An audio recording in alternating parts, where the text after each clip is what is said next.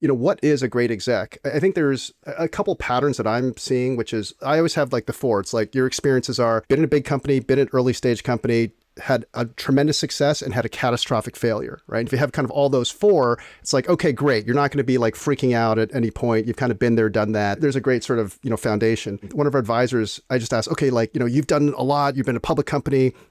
How do you find like the right exec? And he said he had like one phrase. He had scar tissue.